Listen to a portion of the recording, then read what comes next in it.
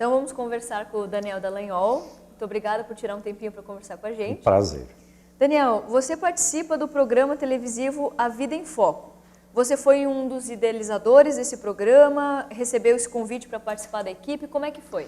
Na verdade, estamos efetivamente desde o início do programa, né?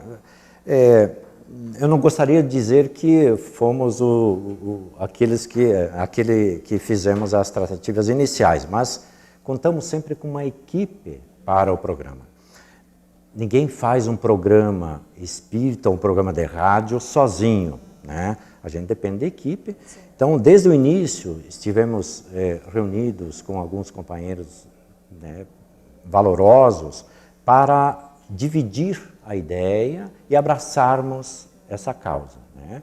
Então, se é que a gente possa dizer, participamos efetivamente desde as primeiras tratativas desse programa Vida em Foco. E qual é a sua atuação no programa atualmente?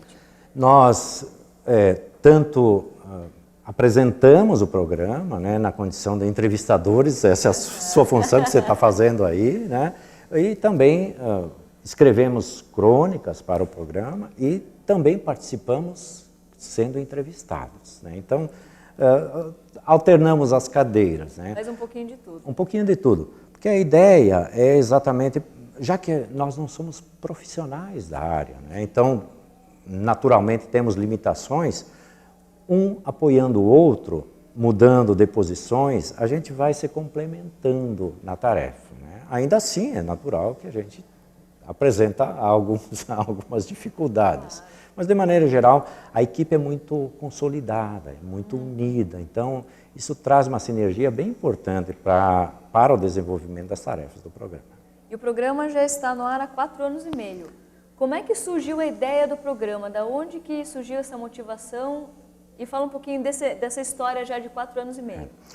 Nós tínhamos, na verdade, um outro programa que estava no ar já há um bom tempo aqui em Curitiba, na rede a cabo. E sempre trabalhamos com a ideia de que nós precisaríamos transcender um pouquinho, né, esses limites aí. E aí fizemos algumas tratativas com a TV Educativa do Paraná, né, por conta até das atividades laborais que desenvolvemos numa outra estrutura de Estado, e conseguimos um espaço. A partir desse espaço é que começamos a tratar com a equipe, no sentido de formatarmos o programa, darmos ao programa, primeiro, também um título, né? Por isso, A Vida em Foco, e a partir disso nós direcionamos exatamente o foco do programa e, enfim, fomos trabalhando ideias acerca daquilo que nós desejaríamos que o programa servisse como base de divulgação, né? Convidamos alguns outros companheiros, e aí já cito de plano Haroldo Dutra Dias, que desde os primeiros instantes esteve conosco, né? E fomos, de alguma forma, direcionando, né, o foco do programa, o objetivo para o qual nós desejávamos que o programa atendesse, né? E, a partir disso, naturalmente, fomos construindo a ideia e o perfil desejável para o programa. O programa, efetivamente, hoje está no ar há 4 anos e meio, mas citamos um programa anterior que já estava no ar há alguns anos, que também participávamos desde o início numa iniciativa personalizada com o Dr. Rubens Correia, né? Já desencarnado. Tivemos uma oportunidade muito boa de participarmos com o Rubens, né?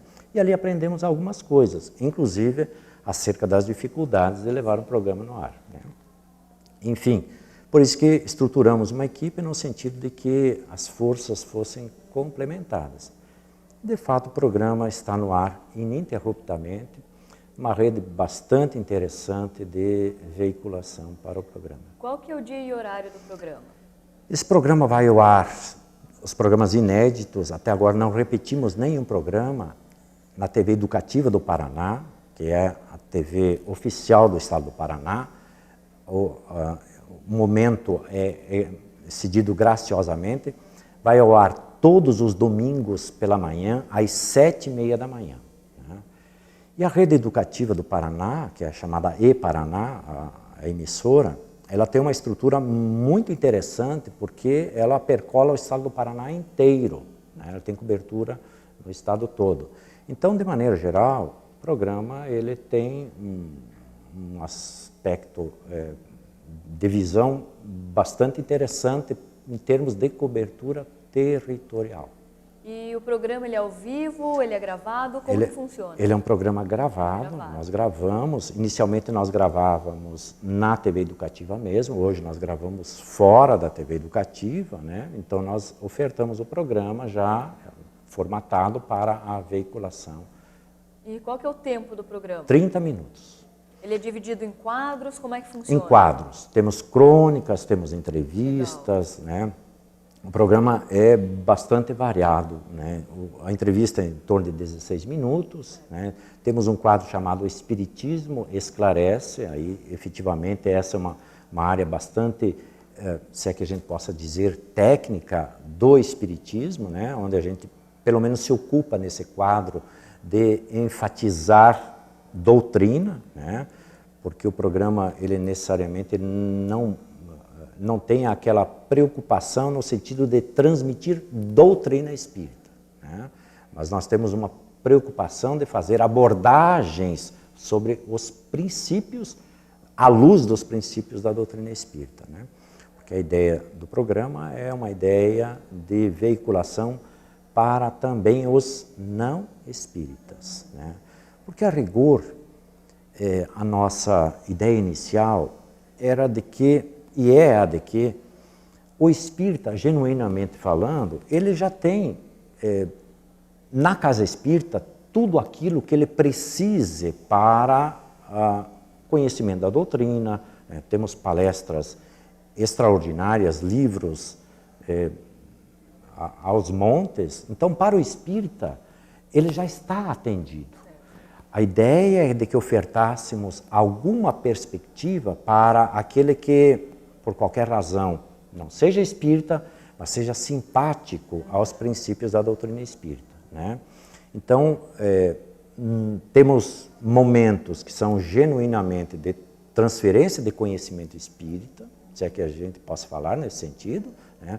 Mas há aquele momento em que nós também contextualizamos a doutrina naquelas questões de interesse da família. Por exemplo, falamos de suicídio, falamos de aborto, falamos de matrimônio, falamos da relação de pais e filhos, processos depressivos, sempre contextualizando com os princípios doutrinários.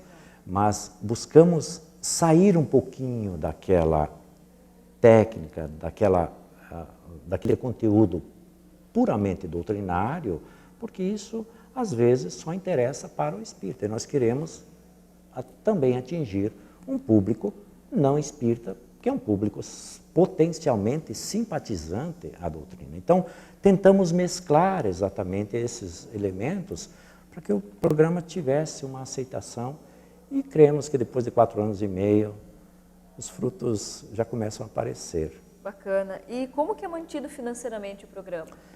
Sob o ponto de vista da veiculação, o programa é gratuito, né? Naturalmente, há custos suportados, inclusive com auxílio da Federação Espírita do Paraná, e somos muito gratos por isso, porque é uma iniciativa de movimento, não é uma iniciativa de fulano, de cicrano ou de beltrano. É um grupo de pessoas que estão interessadas exatamente na divulgação. E há outros custos que suportamos com os nossos recursos pessoais mesmo, né? Nós temos custos de gravação, de estúdio. Esse não é, nesse momento, nossa dificuldade. Enfim, a iniciativa é a divulgação doutrinária. Então, tudo que nós fizermos nesse sentido nos traz muita gratidão por participar da tarefa. E vocês têm recebido feedbacks dos telespectadores? De que forma isso acontece? Já tem alguma história para contar sobre isso? Temos uma história que é recente, hoje mesmo aqui na Conferência Estadual Espírita, de alguém, observe, do Uruguai, né? Nos dizendo assim, nós usamos os conteúdos do programa A Vida em Foco para transformá-los em conteúdos para um programa de rádio que fazemos no Uruguai, né? Então, nos servimos dos conteúdos do programa para nós também estudarmos e aí levarmos esses conteúdos doutrinários, conteúdos das abordagens para o nosso programa.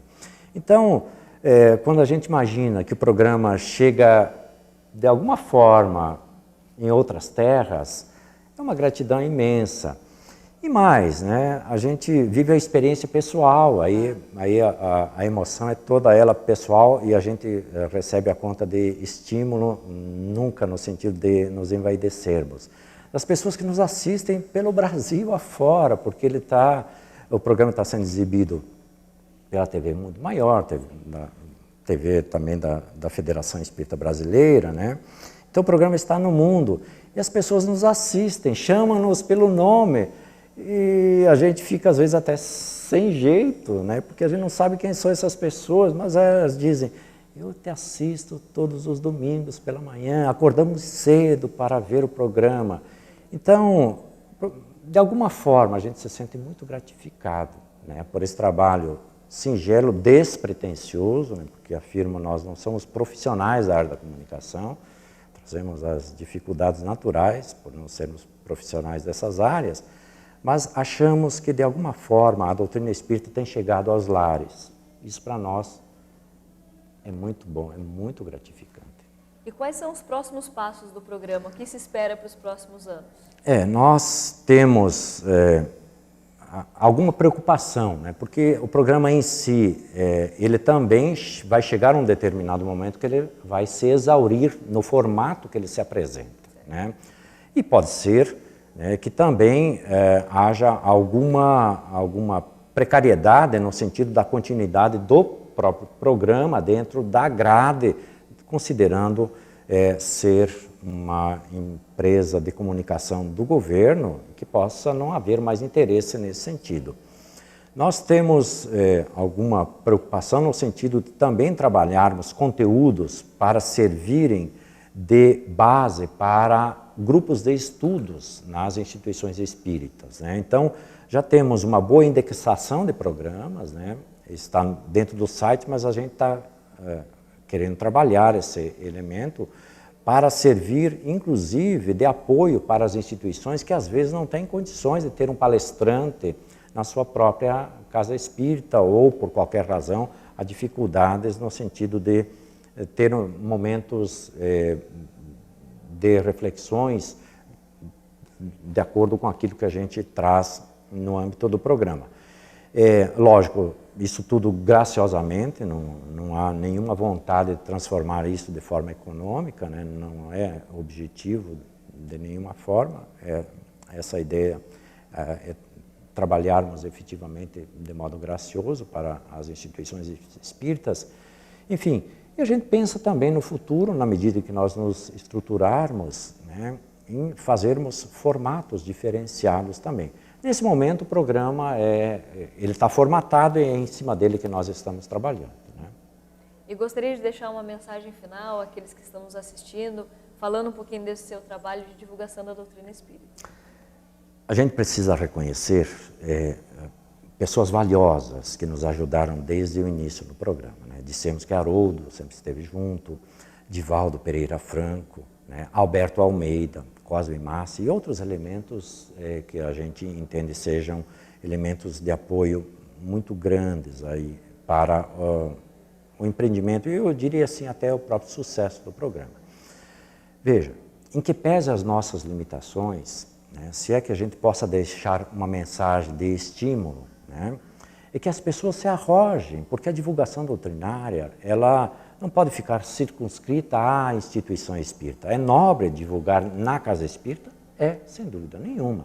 Mas é necessário também, e é possível hoje, né, as múltiplas formas de mídia proporcionam a divulgação, né? Então, é importante que as pessoas se arrojem no sentido de divulgar, contudo, conteúdos que valham a pena, né? Porque há muito lixo também por aí, mas, sob o ponto de vista da divulgação doutrinária, tudo que seja possível se fazer através do rádio, né, que é um veículo excepcional também para fazer chegar as mensagens espíritas e de consolo de maneira geral, que é a proposta da doutrina espírita na sua primeira apresentação, mas há outras mídias possíveis e acessíveis. Então, que nos arrojemos, né, nesse campo, né, ainda com as dificuldades naturais que temos, mas divulgar a doutrina é divulgar a causa não só do Espiritismo, mas é divulgar a causa do Cristo também.